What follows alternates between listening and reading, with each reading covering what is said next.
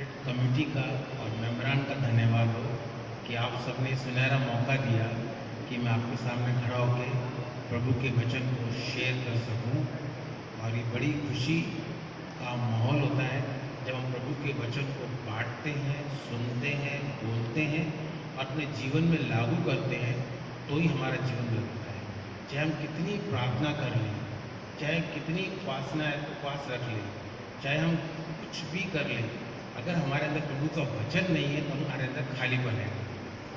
एक ही चीज़ है जो हमको प्रभु से जोड़ के रखती है, उसकी सामर्थ हमें देती है और उसकी सामर्थ को इस्तेमाल कर सकते हैं, वो है प्रभु का वचन। तो मैं आप सबसे आग्रह करूँगा कि जब भी चांस मिले, कहीं भी मिले, तो प्रभु के वचन को पढ़ो, सुनो, समझो, ग्रहण करो, अपने जीवन का आधार बनाओ। तो हम लोग ने प्रैक्टिस स्टार्ट किया, कोशिश करते हैं कि एटलीस्ट एक वचन लिख के उसको अपने मोबाइल में या कहीं चिपका डालते हैं और पूरे हम उसको बोलते रहते हैं। तो जितना हम प्रभु के वचन को बोलते हैं, उसका इकरार करते हैं, उतना ही प्रभु हमारे जीवन में काम करते हैं। हम घंटों बाइबल पढ़ लें, घंटों दुआएं कर लें, घंटों सब कुछ कर लें, वो 5 मिनट आमीन बोलते हैं तो निकल जाता है दिमाग से। क्योंकि शैतान जो है वो इस ताक में रहता है कि कब हमारे अंदर से वचन को चुरा के ले जाए। क्योंकि जब वचन हमारे अंदर जाएगा तो हमारे अंदर सामर्थ आएगी, हमारा प्रभु से संबंध बना रहेगा और हमारा जीवन हो जाएगा। तो आप सबसे जो यहाँ पर हाजिर मैं कहना चाहूँगा कि वचन को जब पढ़ते हैं तो कोई भी एक आयत, एक लाइन उसको याद कीजिए और उसको दिन भर दोहराते रहिए। फिर देखिए आपका जीवन कितना बलवंत, जयवंत और सामर्थपूर्ण हो जाएगा। छोटी दुआ करेंगे। प्यारे प्रभु, तेरा धन्यवाद करते हैं आज के सुनहरे दिन के लिए, तेरे इस पाक दिन के लिए कि हम तेरी पाक भवन में खड़े हुए हैं प्रभु, तेरी उपस्थिति में हैं। जब भी हम तेरे पास आते हैं प्रभु तो हमारे और निकट आ जाता है प्रभु। तो बाहें फैलाए खड़ा रहता है कब तेरे बंदे बंदी तेरे पास आए प्रभु। तेरी नज़र अपने बंदों पर टिकी रहती है प्रभु। और हमारा जीवन इसलिए सक्सेसफुल है, इसलिए नहीं कि हमने बहुत पढ़ाई की, पौधा है या हम धनवान हैं, बल्कि इसलिए क्योंकि तेरी कृपा, तेरा अनुग्रह हम पे हमेशा बना रहता है। सो प्रभु, हम तेरे भवन में आए हैं। आज का वचन जो हम बोलते हैं, सुनते हैं, ग्रहण करते हैं प्रभु, उसके द्वारा तुम्हारे जीवन को बदल, इस भवन को अपनी पवित्र आत्मा की सामर्थ से भर दे। मेरा अभिषेक कर कि मैं वचन सही तरह से दे सकूँ। ये वचन के द्वारा मेरी तारीफ नहीं बल्कि तेरी तारीफ हो प्रभु, क्योंकि वचन तेरा है। धन्यवाद। इस दुआ विनती को यीशु मसीह के मीठे प्यारे नाम से मांगते हैं, आमीन। तो गाना गाया गया, वही हम वचन का टॉपिक क्या है, blood of Jesus, complete forgiveness of sin. यीशु मसीह का लहू सारी तरह से हमको क्षमा देता है। और इसके लिए 3 आयतें पढ़ी गई, एक एक करके मैं उनको फिर से दोहराऊंगा। कुछ लोग लेट आए, कुछ ने ध्यान से नहीं सुना होगा, क्योंकि सारा वचन जो है 3 आयतों में है। 3 आयतें अगर हमारे अंदर आ गई तो हम सब कुछ समझ गए आज क्या वचन हमारे सामने पेश किया जा रहा है। तो पहला है इब्रानियों 9:22। सच तो ये है कि व्यवस्था के अनुसार प्राय सब वस्तुएं लहू के द्वारा शुद्ध की जाती हैं और बिना लहू बहाए पापों की क्षमा नहीं होती। बहुत ही इम्पोर्टेंट वचन है। हम लोग ज़्यादातर व्यवस्था को मानते हैं, ऐसे चलो, ऐसे बैठो, ये मत खाओ, वो मत करो, ये मत छुओ, वो मत करो। और ये सब चीज़ें, व्यवस्था जो है वो हमारे को प्रभु के पास नहीं ला सकती है, हमारे पापों की क्षमा नहीं कर सकती है। और प्रभु यीशु मसीह जो आए थे इस दुनिया में, उन्होंने व्यवस्था को पूरा किया और हमको अभी नई वाचा दी है। और नई वाचा के अनुसार हम लोग ओल्ड टेस्टमेंट जो 10 कमांडमेंट्स है उनको भी विश्वास नहीं मानते, सिर्फ 2 वचन लास्ट में दिए गए जिनको हम मानते हैं, है ना। तो प्रभु की, और दूसरी बात है कि पापों की क्षमा सिर्फ एक तरह से हो सकती है, वो है लहू के द्वारा। अब लहू का क्या है, मैं अपना लहू बहा दूँ तो क्या आपकी क्षमा हो सकती है? नहीं। क्यों नहीं हो सकती? क्योंकि हम सब क्या हैं? पापी। हम सब पापी हैं और हमारे अंदर पाप का स्वभाव है और पाप हमारे अंदर कूट कूट के भरा हुआ है। अब ये कहेंगे कि छोटा बच्चा भी जब पैदा होता है तो पाप के साथ ही पैदा होता है। आप कैसे बोलेंगे छोटे बच्चे ने कुछ किया नहीं, पाप कैसे? आप उसे कोई चीज़ दो और छीन लो, वो मचल जाएगा, चीज़ को फेंकेगा, मारेगा। इसका मतलब अंदर पाप का स्वभाव ऑलरेडी है। और ये पाप का स्वभाव जो है वो आदम ने जो पाप किया, हवा ने जो पाप किया और जितने लोगों ने उनके थ्रू जन्म लिया, सबके अंदर पाप आ चुका है। और हर एक जन उस पाप से छुटकारा पाने के लिए बहुत कोशिश करता है। हिंदू लोग मोक्ष करते हैं, तीर्थ यात्रा करते हैं, कुछ लोग बलि चढ़ाते हैं, कुछ लोग अपने आप को काटते पीटते हैं। मुहर्रम के दिनों में सबका एक ही मकसद है कि मैं पाप से मुक्त हो जाऊं और मेरी कोई भी काम मुझे पाप से मुक्त नहीं कर सकता। सिर्फ प्रभु का जो बहुमूल्य शुद्ध लहू क्रूस में से बहाया गया, उसके द्वारा ही पाप की क्षमा होती है। अभी यीशु मसीह में और संसार में सिर्फ एक ही डिफरेंस है। यीशु मसीह इस दुनिया में शरीर फॉर्म में आए, हमारे जैसे रहे, हमारे जैसे खाया, उठे, बैठे, सब कुछ किया। सिर्फ एक चीज़ यीशु मसीह को हमसे अलग करती है, वो ये कि उसमें एक भी डॉट भी पाप का नहीं, एक भी कण पाप का नहीं, वो निष्पाप था। अभी एक और बात कही जाती है कि जब बच्चा पैदा होता है तो आदमी औरत के संबंध के बाद बच्चा पैदा होता है और आदमी का और लहू जो है बीच जाता है और लहू जो है वो बच्चे में चला जाता है, तो बच्चा पाप लेके पैदा होता है। वो लहू जाने के द्वारा ही पाप उसके अंदर आ जाता है। यीशु मसीह का जन्म संबंध के द्वारा नहीं हुआ, पवित्र आत्मा के द्वारा हुआ। तो संसार का जो पापी स्वभाव था या पाप का बीज था, वो मरियम के अंदर नहीं पहुंचा, पवित्र आत्मा ने उसको गर्भवती किया। तो यीशु मसीह का जो जन्म हुआ बिना पाप के। तो एक ही जन जो पूरी तरह से पाप रहित है, बिना पाप के है, वो है यीशु मसीह। जब पुराने जमाने में कोई पाप करता था, पुराने नाम में देखेंगे जगह जगह पर बताया गया है, तो उसकी मजदूरी के लिए उनको पश्चाताप करना पड़ता था। और पश्चाताप करने का एक ही तरीका था कि वो बलि चढ़ानी पड़ती थी। तो कबूतर, मेमना या गाय का बछड़ा जो भी है उसकी हैसियत के हिसाब से लेके आता था, हैकिल में लेके आता था। वहाँ का जो याजक था वो उस पापी के पाप का अकाउंट नहीं लेता था, किसी छोटा पाप किया, बड़ा पाप किया, कैसा है कैसा नहीं है, उसको नहीं देखता था। जो उसको कुर्बानी चढ़ाने लाए हैं बछड़े के बच्चे को या लैम को, उसका मुआयना करता था और उसमें जरा भी दाग, डिफॉर्मिटी, डिफेक्ट होगा तो वो रिजेक्ट कर देगा। अगर वो बछड़ा और जो लैम चढ़ाया जा रहा है उसमें कोई दाग नहीं है, उसमें कोई बीमारी नहीं है और बिल्कुल साफ है, साफ सुथरा है, तो उसकी कुर्बानी से उसका लहू तो छिड़का जाता था और उसके पाप क्षमा हो जाते थे। तो याजक जो था इंसान को नहीं देखता था कि उसका पाप कितना बड़ा है, क्या उसने गलती करी, क्या नहीं करा। जो कुर्बानी चढ़ाई जाती थी उसका मुआयना करता था। ऐसे ही जब हमने पाप किया, हम पाप में पैदा हुए हैं, तो यीशु मसीह ने अपना बेशुद्ध लहू बहाया, जो हम सब जानते हैं, और उसके द्वारा सारे पापों की क्षमा हो गई। अब शैतान जो है वो हमेशा हमारे पाप हमको याद दिलाता है। अभी हम बैठे हैं, बहुत से लोगों का ध्यान भटक जाएगा, कोई ना कोई उनको पुराना पाप याद आएगा। मेरे संग होता है, आपके संग हो सकता है, होता होगा। तो क्यों याद दिलाता है? अरे भाई तू बड़ा धार्मिक बन के बैठा है, चांद साहब के बच्चे से गाने गाए, पर आप तो वैसे करते थे, आपने से वहाँ भी ऐसा कुछ किया होगा। यानी वो हमारे को पुराने पाप याद दिला के प्रभु के उपस्थिति में जाने से हमको रोकता है, फेलोशिप करने नहीं देता। उसको मालूम है कि अगर मैं इसको याद दिलाऊंगा तो थोड़ा ठंडा पड़ जाएगा और जो प्रभु के पास बहुत बढ़ रहा है वो रुक जाएगा, रुकावट आ जाएगी। तो शैतान जो है हमारे साथ ये काम हमेशा करता रहता है, कंटिन्यूसली करता रहता है।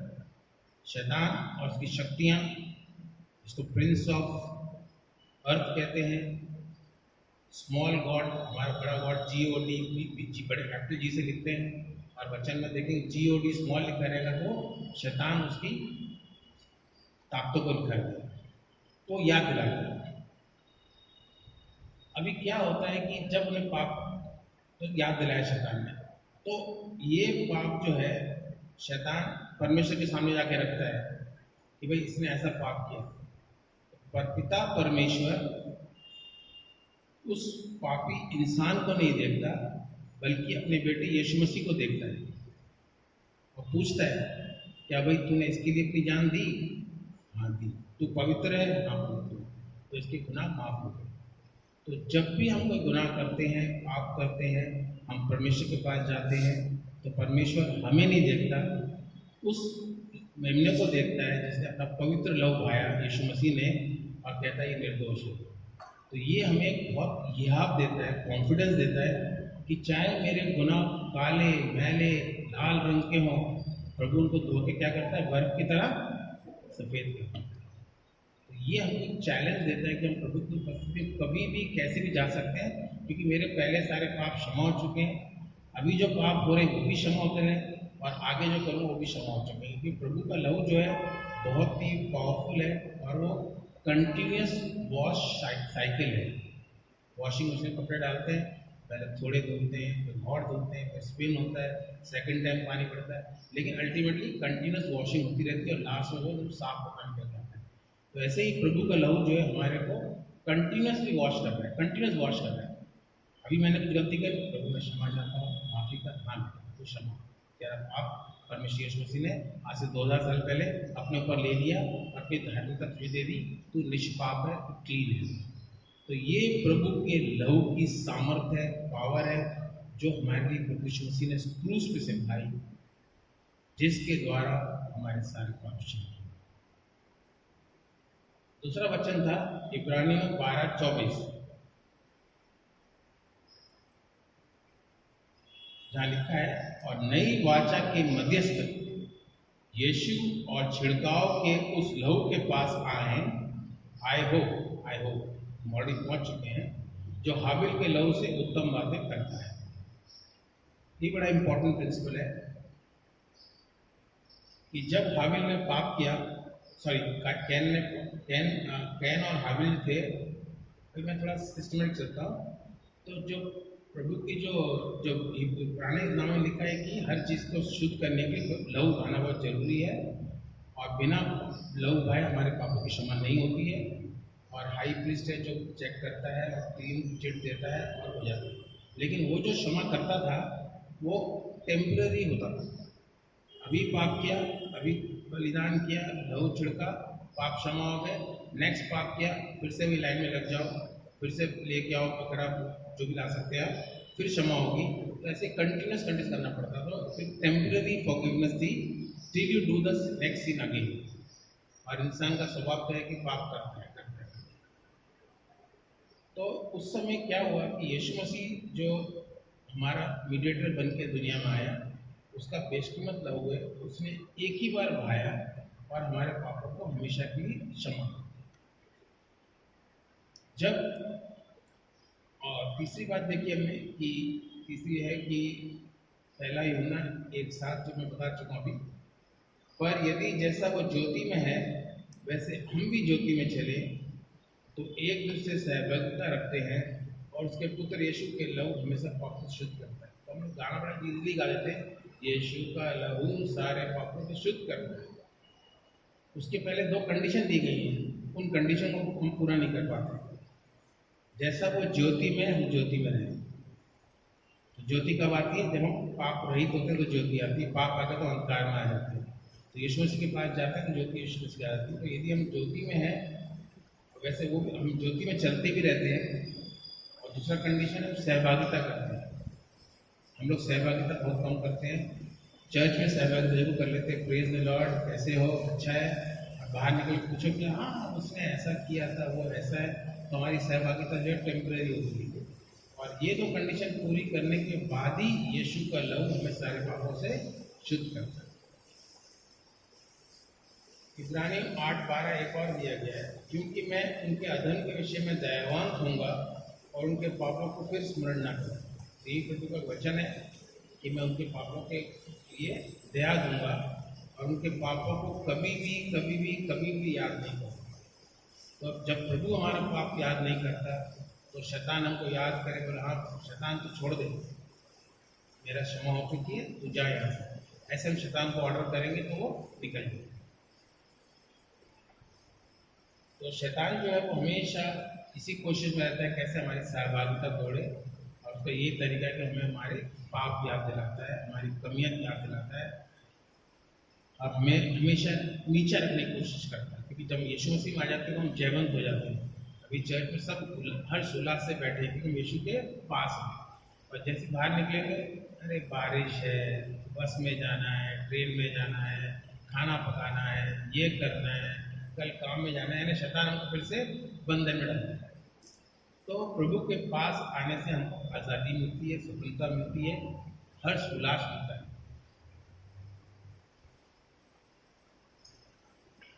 और जब एक बार हम यीशु मसीह को ग्रहण कर लेते हैं अपना उद्धारकर्ता और अपना प्रभु, तो वो हम हमेशा के लिए सबको अनंत जीवन मिल जाता है। तो अनंत जीवन एक बार मिलता है और हमेशा के लिए मिलता है। तो इस बात को हम मन से निकाल दें कि हमारा उद्धार हुआ है कि नहीं हुआ है, हमें अनंत काल में जाएंगे कि नहीं जाएंगे। ये एक बार प्रभु के यीशु मसीह ने कह दिया कि तुम्हें अनंत काल जीवन में सबको प्रभु माना और उसको अपना उद्धार करता माना, तो हमेशा के लिए हमको इटर्निटी मिल जाती है, अनंत जीवन मिल जाता है। और उस समय एक चीज़ और हो जाती है कि प्रूफ क्या है, कह तो कि अनंत जीवन मिल गया, पर किसको पता है। तो वचन में आगे ये भी लिखा है कि उनका नाम जीवन की पुस्तक में लिखा गया है। तो हम जाके प्रभु को याद भी ला सकते हैं, प्रभु मेरा नाम जीवन पुस्तक में लिखा हुआ है। हाँ लिखा हुआ है, बराबर। जब हम जाते हैं ना किसी ऑफिस में, तो बोलते हैं भाई कंफर्म करो हमारा बुकिंग हो गई कि नहीं हो गई, नहीं हुई, देखो देखो कंप्यूटर में है कि नहीं है। तो ऐसे हम प्रभु को याद दिला सकते हैं, इनफैक्ट प्रभु भूलेगा नहीं कि हमारा नाम जीवन की पुस्तक में भी लिखा गया है। जितना पूर्व से पश्चिम दूर है उतने प्रभु हमारे पाप दूर कर दिए हैं और हम कभी याद नहीं करेगा। हमारे सारे गुनाह माफ हो चुके, पहले के, अभी के और जो फ्यूचर में हम कर सकते या करेंगे। और ये इसलिए है क्योंकि हमारी जो नॉलेज है बहुत लिमिटेड है। हमको अभी की चीज़ याद रहती है, पीछे की याद रहती नहीं, आगे याद रहती नहीं है। और यीशु मसीह का जो अनुग्रह है उसके द्वारा, वो उस रिचनेस के द्वारा, उस दौलत के द्वारा, अमीरी के द्वारा हमारे सारे पापों को उसने क्षमा कर दिया है। तो इफ्सियों में लिखा हुआ है, God has forgiven us according to the riches of his grace, यानी जितना उसका अनुग्रह की जो बहुतायत है, अमीरियत है, उसके द्वारा। अगर मेरे पास कोई मुझसे कुछ मांगेगा, मैं थोड़ा अमीर हूँ तो 10 रुपये दूंगा, थोड़ा मैं और ज़्यादा अमीर हूँगा तो 100 रुपये दूंगा। और मुकेश अंबानी ने क्या क्या बांटा सब जानते हैं क्या। तो जितना प्रभु, जितना हमारा होता है उसको देते हैं। तो ऐसे ही प्रभु यीशु मसीह जो है, खुदाबाप जो है वो राजाओं का राजा, प्रभुओं का प्रभु है, सारी सृष्टि का खालिक और मालिक है, सब चीज़ उसकी है। इतना अमीर दौलतमंद हमारा पिता है, तो हम क्यों थका हारा जीवन जीते हैं? क्योंकि हम लोग उसकी अच्छाइयों को पकड़ नहीं पाए, उसकी महानता को समझ नहीं पाए। और प्रभु ने कहा है कि तुम उससे कुछ भी मांगो मत, मांगो तो मिलेगा। अब उसने हमको अधिकार दे दिया है, अब अधिकार के द्वारा हम कुछ भी चीज को क्लेम कर सकते हैं और प्राप्त कर सकते हैं विश्वास के द्वारा। तो चंगाई के लिए मुझे पासवान का जान नहीं, पास्टर साहब प्रार्थना कर दीजिए मेरा बच्चा बीमार है, नहीं, हम दुआ कर सकते हैं उसके लिए। पासवान साहब बुरा मत मानिएगा, आपकी जरूरत है हमको, लेकिन हम अपने आप ही इस अधिकार का इस्तेमाल कर सकते हैं। उत्पत्ति में एक कहानी देखते हैं जहाँ कैन और हाबिल, जो आदम और हवा के पहले 2 बच्चे थे, कैन बड़ा था, हाबिल छोटा था, और दोनों ने रीति रिवाज के द्वारा अपनी अपनी कुर्बानी लेके आए प्रभु को देने के लिए। तो हम सब जानते हैं कैन क्या कुर्बानी लाया, क्या लाया, कैन क्या कुर्बानी लाया, खेत की उपज, पेड़ फल फूल ये सब लेके आए, खेत की उपज लेके आए। और आबिल क्या लेके आया, मेमना लेके आया, है ना। दोनों अपने हिसाब से लाए। वो फार्मर था तो खेत की उपज लेके आ गया, हाबिल भेड़ बकरी देखता था तो भेड़ का बच्चा लेके आ गया। तो अपने साथ दोनों ने सही किया, लेकिन उनका एटीट्यूड बाइबल क्लियरली लिखा नहीं, उनका एटीट्यूड या तो सही नहीं था या उनका सही तरीका नहीं था परमेश्वर के को अप्रोच करने का। तो कैन जो है वो अपनी जमीन की उपज लेके आया, और जब आदम को प्रभु ने अदन के बाग से निकाला तो उसने जमीन को भी कर्ज किया था कि ये थॉर्न एंड थ्रिसल, कांटे और क्या बोलते हैं उसको, जकड़ी। तो जमीन जो है उसमें कर्ज थी, तो उससे कटीले और उससे झाड़ झकाड़ भी निकलते थे। दूसरा लिखा है कि जो कैन था वो अपनी एफर्ट का फल लेके आया, यानी जब उसने खुद खेती करता था उसको लेकर आया, और उसको लगा कि जो मैंने पैदा किया वो दूंगा प्रभु को, मैंने जो खेती से लिया है तो अपनी सेल्फ एफर्ट का ऑफर करूंगा तो प्रभु को ज़्यादा खुशी होगी। लेकिन उसने ये ध्यान नहीं दिया कि प्रभु के पास जाने के लिए लहू का बहाना बहुत जरूरी है, तो वो बिना लहू के पहुंचा और उसी कुर्बानी को रिजेक्ट कर दिया। हाबिल जो था उसने भेड़ का बच्चा लेके आया, उसने खून का चढ़ावा दिया। वो जानता था कि मैं पापी हूँ, क्योंकि आदम को पाप घोषित किया गया, तो हाबिल भी जानता था कि मैं पापी हूँ। तो वो ब्लड को लेके गया प्रभु के पास और उसको ऑफरिंग दी, एनिमल सेक्रीफाइस की। क्योंकि आदम हवा ने उनको पहले से बताया भी होगा कि जब हमने पाप किया तो प्रभु यीशु मसीह ने सबसे पहली कुर्बानी अदन के वाटिका में की। उसने किसी जानवर की को वध किया, उनको शायद क्षमा दी होगी, और उसके जो लेदर होता है, चमड़ा से उनके कपड़े बनाए। तो आदम हवा ने बताया होगा बच्चों को भी हम हमारे पिता परमेश्वर ने ऐसे हमको कुर्बानी पहले दी थी। और इब्रानी 9 में हम देख चुके हैं कि बिना खून बहाए पापों की क्षमा नहीं होती, इसलिए खुदा बाप ने हाबिल की कुर्बानी को एक्सेप्ट किया और कैन की कुर्बानी को रिजेक्ट कर दिया। अभी कैन जो था वो गुस्से से भर गया। 2 सगे भाई थे, लेकिन उसे बर्दाश्त नहीं हुआ कि इसकी कुर्बानी कबूल कर ली, मेरी नहीं करी। वो गुस्से से भर गया और उसने क्या किया, अपने भाई हाबिल का खून कर दिया। गुस्सा भी हुआ और खून भी कर दिया, डबल पाप। तो कैन ने जो अपने लैंड का प्रोड्यूस दिया था, जो ऑलरेडी कर्ज था, हाबिल ने लैंड दिया जो प्रभु ने कहा था देना। तो आज हम देखते हैं कि यीशु मसीह का जो लहू है वो हमारे सारे पापों को क्षमा करता है। और जब हम यीशु मसीह के पास पापी बन के जाते हैं तो परमेश्वर हमें नहीं देखता और उस कुर्बानी को देखता है, यीशु मसीह को, हम पापों को क्षमा करता है। और जब वो सेटिस्फाइड हो जाता है कि हाँ भाई ये परफेक्ट है मेरा यीशु मसीह, तो हमारे पापों की क्षमा होती है। वो कहता है नॉट गिल्टी, हमको माफ कर देता है। तो जानवरों का जो खून बहाया जाता था वो टेम्पररी क्षमा देता था, और महायाजक साल में एक बार और बड़ी कुर्बानी चढ़ाता था, वो सारे इजरायलियों के लिए साल में एक बार। तो चर्च में था कॉमन जगह, होली एंड मोस्ट होली। तो वो हमेशा जो याजक था वो होली प्लेस से प्रचार करता था, लोगों को पापों की क्षमा करता था, प्रार्थना करता था। मोस्ट होली में वो सिर्फ साल में एक बार जाता था, और उसमें जाने की उसकी बहुत बड़ी कंडीशन थी कि उसके अंदर जरा भी पाप हुआ तो अंदर जाकर वो मर जाए।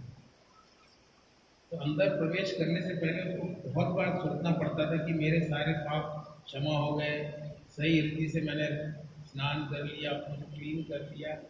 और साथ साथ वो एक मेमने का लहू बहाकर अपने ऊपर छिड़कता था, वेदी भी छिड़कता था, और जब वो पवित्र हो जाता था तब वो उसके अंदर घुसता था। और अंदर घुसने के बाद वो जितने टाइम की वो प्रार्थना करके जब वो जीवित बाहर निकल आता था, तब इजरायलियों को लगता था कि सारे सबके पाप क्षमा हो गए, और सब लोग सेलिब्रेशन करते थे। वो जीवित निकल के बाहर आ गया, मतलब प्रभु ने कुर्बानी एक्सेप्ट कर ली, या उसका ब्लड एक्सेप्ट कर लिया, और सबकी क्षमा हो गई। अगर वो मर गया तो लोगों को मालूम था कि हमारे पाप इस साल क्षमा नहीं हुए। तो ऐसा लिखते हैं, बाइबल में लिखा नहीं है कि वो जाता था तो उसके कपड़ों में जो घंटी बजती रहती थी, जिससे मालूम था वो हिल रहा है कि जीवित है। अगर नहीं बज रही है तो चला गया, और कहते हैं कि इसको एक रस्सी बांध के भेजा जाता था कि अगर मर भी गया उसको बाहर कैसे निकालेंगे, तो रस्सी से खींच के बाहर निकालते थे। ये लोगों का एग्जीबिशन है, बाइबल में वर्णन नहीं, पर मैं बता रहा हूँ। तो ये थी उसका काम था। अब यही हमारे गॉस्पेल की सच्चाई है। 4 गॉस्पेल दिए गए, सिर्फ यही बताया गया कि उस प्रथा को खत्म करने के लिए यीशु मसीह ने कहा कि अरे भाई बताओ, बेटे ने डिस्कस किया, आपस में दोनों एक ही हैं, तो ये कब तक चलता रहेगा? हर बार एक गेहूँ चढ़ाओ, फिर वो ये वो और इस तो इंसान का कभी उद्धार होगा ही नहीं। तो एक अच्छा तरीका यही है कि किसी निष्पाप को जाना पड़ेगा और वो भी अपना कुर्बानी करेगा, ब्लड बहाएगा और सारे मानव जाति का क्षमा हो जाएंगे। और यीशु मसीह खुदावा का बेटा जो था, इकलौता बेटा, वो जगत में आया, एक इंसान की तरह रहा, 37.5 साल, 3.5 साल मिनिस्ट्री करी, सबको उद्धार दिया, सबको चंगाई दी, सबको शिफा दी, और अल्टीमेटली क्रूस पे जाके अपना प्राण दे दिया। उस जमाने में जो सबसे बड़ी सजा थी वो थी या तो कोड़े मारते थे या पथराव करके मार डालते थे। पर जैसा वचन को पूरा होना था तो यीशु मसीह को कोड़े तो मारे गए, पर पथराव करके नहीं मारे। प्रभु ने कई बार कहा यीशु मसीह ने कि मैं खुदा का बेटा हूँ, जो यहूदियों को राज नहीं आया, कहते खुदा का बेटा कोई हो नहीं सकता। तो उसको पथराव नहीं किया, उन्होंने उसको क्रूसीफाई कर दिया। और वो योजना के अनुसार था कि क्रूस, यीशु को जब क्रूस पर चढ़ाया जाएगा, लहू बहेगा, तभी हमारे पापों की क्षमा होगी। तो जो कुछ प्लान था ऊपर बना, उसको ही एग्जैक्टली पूरा किया गया, और उसमें बहुत से लोग इन्वॉल्व हुए, वो अलग बात थी। लेकिन पर्पस जो यीशु मसीह का दुनिया में आने का वो एक ही था कि वो आकर सारी मानव जाति के लिए अपना लहू बहाएंगे, और हमेशा हमेशा के उनका पापों का छुटकारा होगा, उद्धार होगा। सबका नहीं होगा, किसका होगा? जो इस पर विश्वास करता है। इसलिए हम क्रिश्चियंस को विश्वासी कहते हैं, बिलीवर।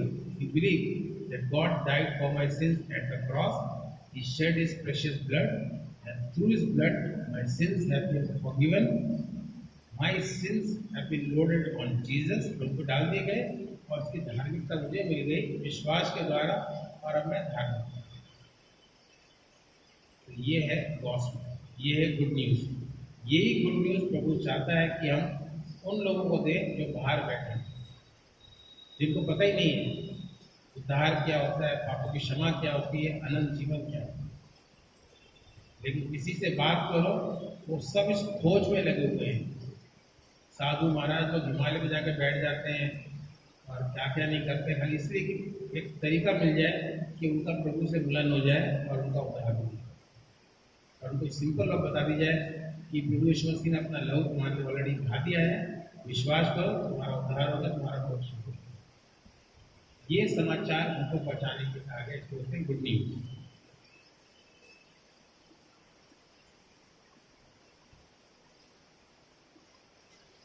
तो अभी इम्पोर्टेंट चीज़ क्या है कि हम लोग जो है धार्मिक हैं, और वो हमारे काम के द्वारा नहीं, करने के द्वारा नहीं, हमारे पौधे के द्वारा नहीं, बल्कि विश्वास के द्वारा, उसके अनुग्रह से। जैसे वचन में लिखा है, तुम्हारे अच्छे काम प्रभु के सामने कहते हैं,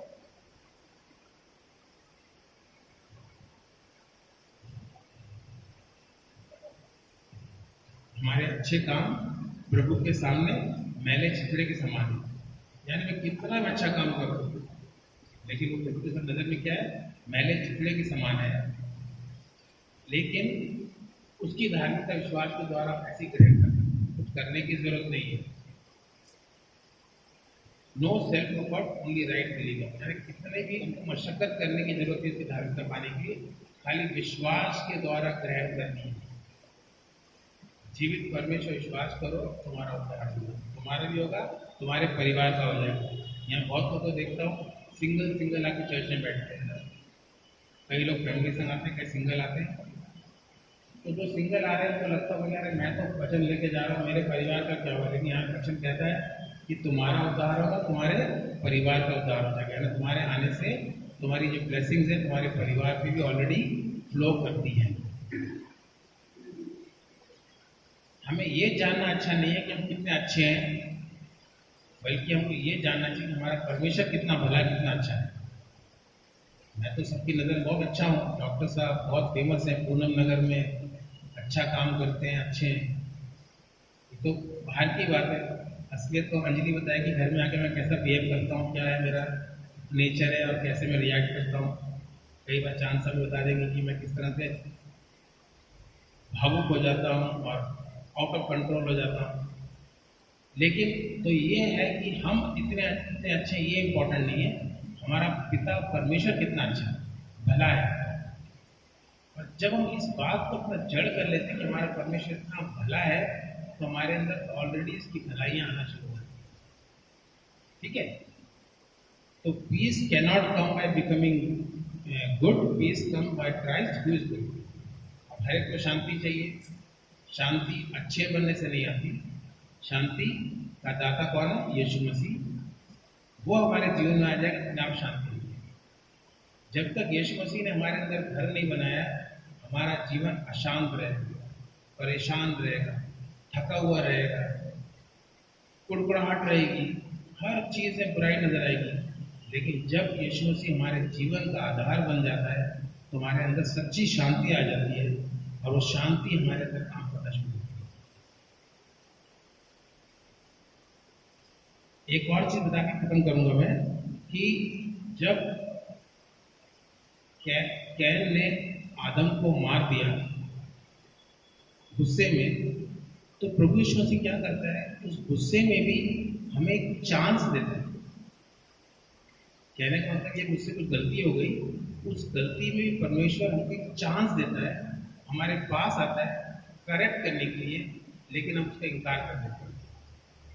जब आदम ने पाप किया, तो प्रभु यीशु मसीह बाग में क्या पूछा, आदम तू कहाँ है? और वो क्या कर गया, छुप गया। अगर वो परमेश्वर के सामने वैसे ही पहुंच जाता तो हाँ प्रभु मेरे से पाप हो गया, गलती हो गई, प्रभु क्षमा करता और शायद वो आज तक अदन की बागीचा में रह रहा होता और हम भी उसके साथ होते। लेकिन वो डर गया और छुप गया, प्रभु ने उसको मौका दिया। ऐसे ही जब कैन ने जब पाप किया, तो परमेश्वर ने गुस्से में भी उसके पास आके कहा, उससे दो क्वेश्चन पूछे, why are you angry and your face downcast? तू गुस्सा क्यों है, तेरा मुंह क्यों लटका हुआ है? उसको फट से कहना चाहिए, हाँ पिता परमेश्वर, उससे गलती होगी, मैंने अपने भाई का वध कर दिया। उसने वो सब तो नहीं किया। तो दूसरा परमेश्वर क्वेश्चन पूछा, तेरा भाई किधर है? तो कैन को मौका दिया गया कि तू माफी मांग ले, उसने माफी नहीं मांगी और उसने अपने गुस्से में परमेश्वर के उस निमंत्रण को ठुकरा दिया और कहता है, क्या मैं अपने भाई का रखवाला हूँ? क्योंकि वो भेड़ बकरी का रखवाला था, तो सोचता है कि मेरी जवाबदारी खाली भेड़ बकरी रखवाली की है, अपने भाई का रखवाला थोड़ी हूँ। क्या हमें से कोई कह सकता है कि मैं आपका रखवाला नहीं हूँ? प्रभु ने हमको साथ में रखा, हम एक दूसरे के रखवाले कीपर है। अगर हमारे चर्च की कलीसिया को एक जन की दर्द होता है, तकलीफ होती है, सबको होना चाहिए, क्योंकि हम लोग सब प्रभु यीशु मसीह में भाई और बहन हैं। तो प्रभु ने कैन को मौका दिया कि अपने पाप का इकरार कर सकता था, माफी मांग सकता था, रिजेक्ट कर दिया। परमेश्वर ने कैन से कहा, sin is standing at your door and the blood of your brother is crying for vengeance. दो चीज नहीं, अगर हम पाप करते हैं, गुनाह करते हैं, तो जो कर देते हैं, तो पाप जो है वो हमारे लिए हमेशा दरवाजा खड़ा रहता है, खाली मौका देखता है कि हमारे प्रवेश कर जाए। और जब उसका और कहा कि तेरा भाई का जो खून है पुकारता है, अभी बड़ी इंपॉर्टेंट बात है, खून पुकारता है। प्रभु ने ये बात 2000 साल पहले, कितने साल पहले की पता नहीं, खून पुकारता है। लेकिन आज के साइंस में देखेंगे तो खून पुकारता है। आज अगर किसी से कुछ मर्डर मिस्ट्री हो जाती है, गुनाह हो जाता है, तो उसका सैंपल ब्लड का ढूंढते हैं वो लोग और उसका डीएनए निकालते हैं और उसको बराबर पकड़ लेते हैं कि तू ही है, यानी खून भी बोलता है। तो और खून, जब आबिल का खून क्या बोलता है, बदला बदला बदला, जमीन से पुकारता है, बदला बदला। यीशु मसीह का खून वो भी जमीन पे गिरा, वो क्या पुकारता है? क्षमा क्षमा क्षमा। इसलिए लिखा है कि हाबिल के खून से उत्तम खून यीशु मसीह का था। हाबिल के खून ने पुकारा बदला बदला बदला, यीशु मसीह के खून ने पुकारा क्षमा क्षमा क्षमा। तो यीशु मसीह का खून बहुत सुपीरियर है, उत्तम, अच्छा है। एक और बात थी कि जब शैतान था, शैतान को पता था कि इंसान का बीज शैतान का नाश करेगा, इंसान का बीज शैतान का नाश करेगा। तो उसने इसलिए आदम हवा में पाप डाला, बोला इसके दो बेटे हो गए, ये बेटा इसमें से कोई ना कोई जाके बाद में शैतान को हरा सकता है, तो उसने एबेल को मरवा दिया। जब यीशु मसीह का जन्म हुआ तो भी शैतान को मालूम पड़ गया कि अब ये जरूर शैतान को हरा देगा, तो उस टाइम के राजा ने ऑर्डर दे दिया 2 साल से नीचे बच्चों को मरवा दिया जाए। यानी शैतान की पूरी योजना थी कि यीशु मसीह का प्लान फेल हो जाए। यीशु मसीह का शैतान की पूरी योजना थी कि यीशु मसीह क्रूस पे ना चढ़े, और उसने पूरी कोशिश कर ली। इवन जब यीशु मसीह ने बपतिस्मा लेके बैबान में गए तो उसका 3 बार उसका टेस्टिंग किया कि एक भी पाप कर दे तो इसका बहुमूल्य लहू पाप शुद्ध नहीं कर पाएगा। यानी शैतान ने पूरी सर चोटी का जोर लगा दिया कि यीशु मसीह का लहू कंटेमिनेटेड हो जाए, उसका पाप आ जाए और वो जगत का उद्धार ना कर सके। लेकिन यीशु मसीह सब चीजों से निकल निकल के आगे बढ़े, यहाँ तक कि जब उनको गैथसेमनी की बाग में प्रार्थना कर रहे थे तो उनको दिल व्याकुल हो गया, क्योंकि बहुत ही भयानक मृत्यु का सामना करना है। एक तो वो डर था, दूसरा को ये भी डर था कि उस समय सारे मानव जाति के पाप उनके पर लाद दिए जाएंगे, तो उसका पिता का संबंध टूट जाएगा, वो भी उसको बर्दाश्त नहीं हुआ। तो वो 2-4 कारण से यीशु मसीह शायद पीछे हट सकते थे, लेकिन नहीं, जिस मकसद के लिए आए उसको पूरा किया, अपना लहू बहाया और उसके लहू के द्वारा हमारे पापों को क्षमा हुआ। तो हाबिल का लहू पुकारता है वेंजेंस, बदला। यीशु मसीह का लहू बेटर चीज कहता है। क्या कहता है? यीशु मसीह का लहू कहता है फॉरगिवनेस, क्षमा क्षमा क्षमा। हमें धार्मिकता देता है, धार्मिक धार्मिक धार्मिक। हमें साथ साथ उसके साथ बेनिफिट में हेल्थ देता है, स्वास्थ्य। हमें अपना अनुग्रह देता है, हमारा छुटकारा किया, हमें तरक्की देता है और अनंत जीवन देता है। और भी लिस्ट आप बना सकते हैं यीशु मसीह के लहू के द्वारा आपको क्या क्या बेनिफिट्स मिलेंगे। प्रभु आपके साथ हो। Thank you.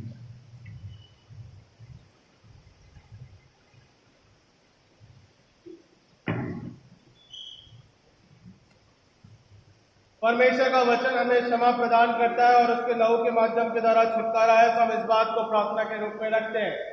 परमेश्वर के वचन के माध्यम के द्वारा जिस प्रकार से डॉक्टर गिलबर्ट मैसी के माध्यम के द्वारा ठहराया गया, अब ठीक है, जाने दे, अभी कर लेता हूँ। वो कल ही ऐसा है, विदाउट माइक के भी चल जाएगा।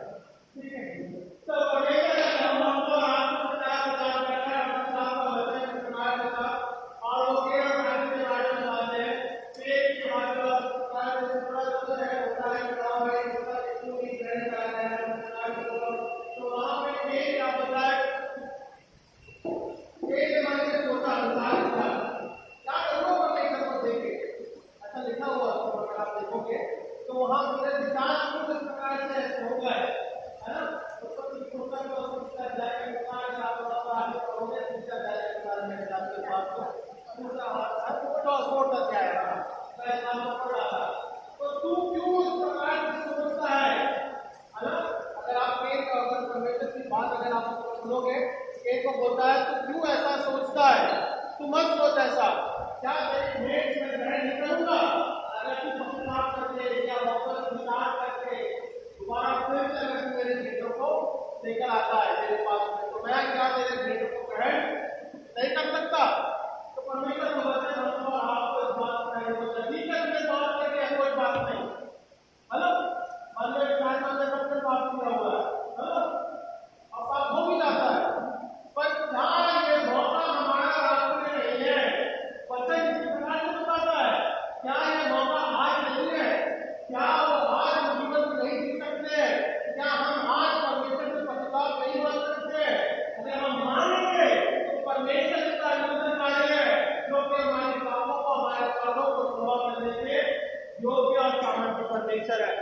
इस बात को यहाँ पे देखते हैं उत्पत्ति का अध्याय के अनुसार परमेश्वर हर एक प्रकार से हमारे अपराधों को क्षमा करने में और सामर्थ्य देने में बड़ा अद्भुतकारी परमेश्वर है।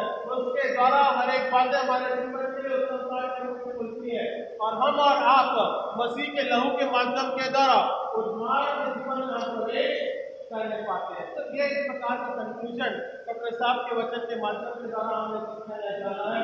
जिन लोगों तक आवाज नहीं पहुंच पाई है, मैं आपको इस बात को बताना मांगता हूँ कि परमेश्वर हमको और आपको हमारे जीवन को दोबारा फिर से सेकेंड चांस से हमें देता है। परमेश्वर हमको और आपको दोबारा फिर से अपनी नजदीकी में रखना मांगता है। हमको और आपको ये जानना बहुत जरूरी है कि क्या मैं तैयार हूँ या नहीं। जो सेकेंड चांस है वो देता हमको उसका सेकेंड चांस को छोड़ना